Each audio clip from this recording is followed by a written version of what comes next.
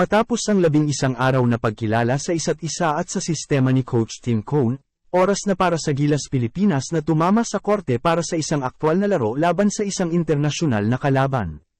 Makakalaban ng Nationals ang import-flavored Korean club na Changwon LG Seekers mamayang alas 4 ng hapon para sa Open Tune-Up sa PhilSports Arena na nagsisilbing kanilang tanging pagsubok bago simulan ang kanilang kampanya sa Asian Games.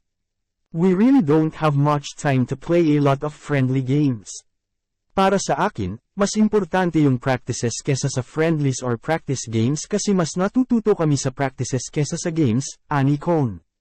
Makakaharap sana ng Gilas ang Meralco noong Martes sa Inspire Sports Academy sa Laguna ngunit dahil sa kawalan ng katiyakan sa katayuan nina Calvin Abueva, Jason Perkins, Terence Romeo at Moto Tua, napilitang kansilahin ang friendly game na yon.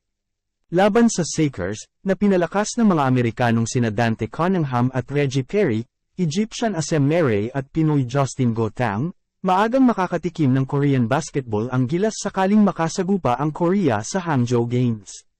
The Seekers is a very, very strong team and they'll bring a couple of imports, so they'll be a really good test, sabi ni Cone kamakailan sa The Big Story ng 1PH. Ito ay strategic sa katotohanan na gusto naming maglaro ng isang team mula sa Korea dahil mayroong isang tiyak na ritmo at estilo na ginagampanan ang Korea.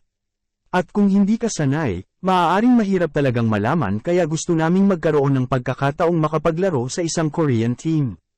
Nais ni Cone na makita ng fans ang Gilas live action at libre bago umalis ang Nationals patungong China bukas.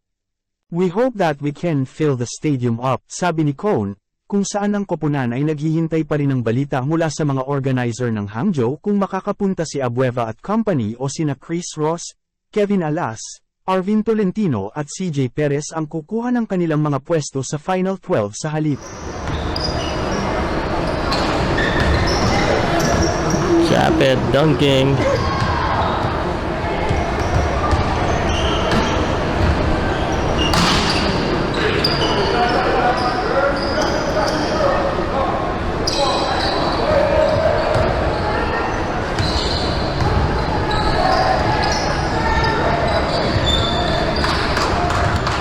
Outside shot again.